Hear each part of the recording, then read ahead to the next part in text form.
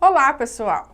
Estamos mais uma vez aqui com a disciplina de arte, onde agora nós vamos tratar mais especificamente do tópico das músicas, instrumentos musicais, música popular brasileira, som e suas propriedades, o Renascimento e a pintura barroca.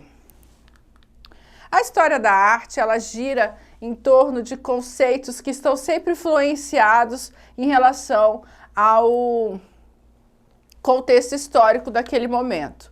E assim, a música também se expressa dessa forma. As primeiras sintomas, digamos assim, as primeiras sintonias que a gente ouve falar sobre música já aconteceram desde a pré-história.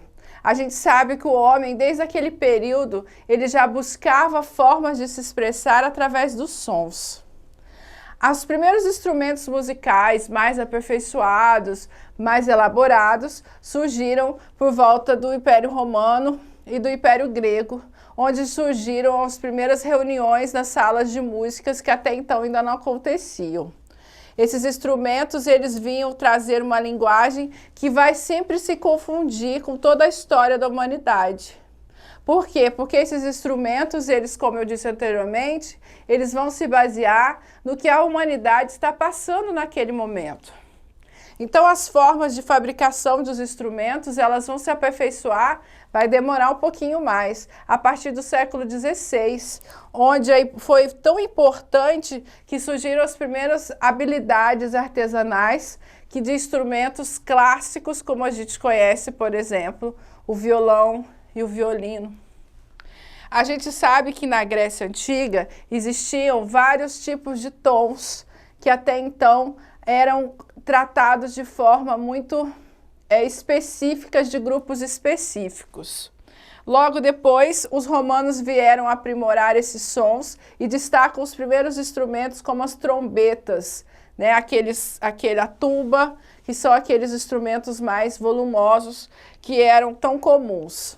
Em seguida, a gente vai ter a música da época da Idade Média, que vão ser baseadas principalmente nos ritos religiosos, né, os famosos cantos gregorianos, que eram ministrados e cantados nas igrejas durante os rituais religiosos. Vamos ter a música profana e, a partir dela, vão nascer os órgãos polifônicos, né, aqueles órgãos gigantescos que a gente está acostumado a ver nos filmes de terror, né, onde temos aquele som grave, profundo, que exala dentro daquela igreja e toca o sentimento da alma de uma forma muito intensa. Depois, durante todo o século XIX, a gente vai começar a ter as cartas e poemas falados e cantados, que também ainda não era uma coisa comum, e em seguida a gente vai voltar-se para o Brasil, por exemplo, e vai ter influência da música africana, né, que vamos ter instrumentos que vão ser característicos daquele período, que é o atabaque, o alfaiá, o cavaquinho, o berimbau, que vão trazer um novo sentido musical, principalmente ligado às culturas e raízes nacionais. Aqui a gente trouxe um pouquinho para vocês dos principais instrumentos eruditos, como eu disse, né, que bebiam da arte clássica, como o violino, a harpa, que nasceu na Grécia, né, o violoncelo. Estamos também dizer que as músicas eruditas, elas não são frutos de práticas folclóricas, elas são fruto de uma variedade musical trazida da arte da elite, né, das camadas mais altas. Por isso, às vezes, a gente não está acostumado a lidar com a música clássica, porque ela nasce de um meio da elite. Só depois ela se populariza, só bem mais tarde. Então, a gente tem que separar a música erudita da música folclórica, porque o folclore, ele é de tradição popular. E aí a gente vem falar da nossa famosa MPB, que é a música popular brasileira, que vai desenvolver muitos tipos né, diversificados como o forró, o repente, o axé, o sertanejo, a tropicália, o pagode, o funk carioca, o frevo, a modinha e tantas versões que também vão beber das influências estrangeiras como o rock, o hip hop, o country, nascidos e influenciados e se misturados a tantos comportamentos especificamente brasileiros, né? Quando houve o reconhecimento do funk como estilo musical, houve um movimento de protesto contra isso muito grande, mas o funk ele nasceu nas comunidades, influenciado pelo hip hop norte-americano. Então não tinha como não reconhecê-lo como instrumento cultural, porque ele era de formação e origem das comunidades. Se escutava funk em todas as comunidades. Então houve um movimento muito forte para que esse ritmo musical também fosse reconhecido como ritmo brasileiro.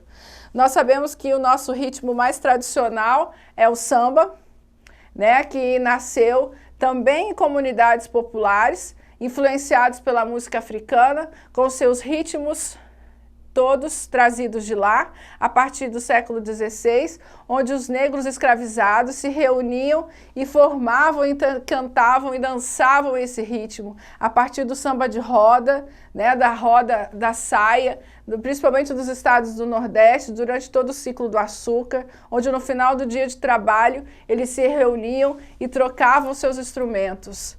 E nós bebemos desse conhecimento e dessa tradição e assimilamos assim a nossa forma popular musical mais famosa, que é o samba.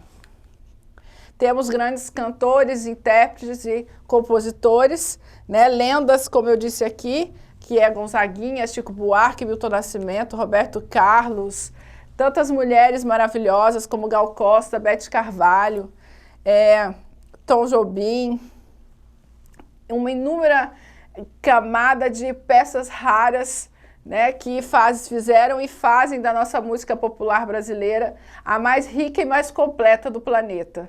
Porque não tem onde a gente não vá visitar fora do Brasil que não toque música popular e que o outro não goste. Aí a gente se volta um pouquinho mais para essa parte técnica da música, onde a gente tem que entender que existem 3 características básicas da música, que é a sua intensidade, o seu timbre e a sua altura. Quando a gente fala de timbre, a gente está falando de som. É aquela impressão que ele faz naquele momento. É aquela vibração que é capaz de fazer. Quando você vai colocar a música muito alta e a sua caixa de som chega a tremer, então, aí é o timbre da música, porque ele está relacionado à altura que você coloca. A intensidade é de acordo com a variação de instrumentos que essa música, que faz parte da composição daquela determinada música.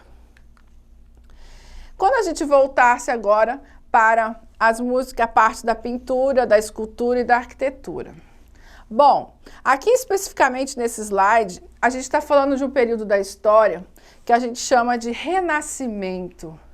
Mas como assim, professora? Renascer é fazer nascer aquilo que estava amortecido, que estava morto, que estava dormindo. Sim, exatamente.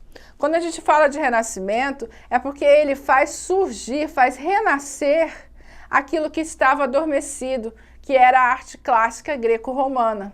Todas as pinturas desse período de transição entre a Idade Média e a Idade Contemporânea, que se prende à Idade Moderna, ele vai fazer parte desse renascimento. O renascimento ele vai mudar a forma de pensamento, porque antes tudo era voltado para Deus, para a fé, para a religião, que é o que a gente chama de teocentrismo, onde Deus está no centro de tudo. A partir do Renascimento, a gente vai passar a viver o antropocentrismo, onde vai ter o homem e a natureza como centro de tudo. Então, todas as pinturas que até então eram voltadas para santos, para crucifixos, para as igrejas, passam agora a se representar através da figura humana, da figura da natureza, com tons e cores muito mais vivas, muito mais claros do que era anteriormente.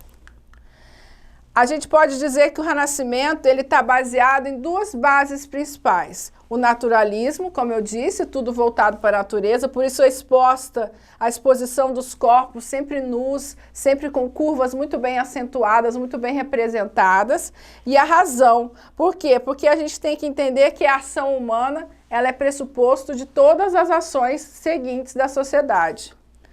E aí, em seguida, a gente vai viver o Barroco, que é um outro período da história, onde a gente tem aí a influência da transição das grandes navegações, que vão influenciar as pinturas estruturais de uma forma muito mais rebuscada, muito mais elaborada, onde a gente vai ter as igrejas daqui da região do Brasil, por exemplo, de Minas Gerais, que são igrejas extremamente elaboradas, douradas, cobertas com muito ouro, de pinturas com muitos detalhes, com expressões humanas muito mais acentuadas e mais específicas.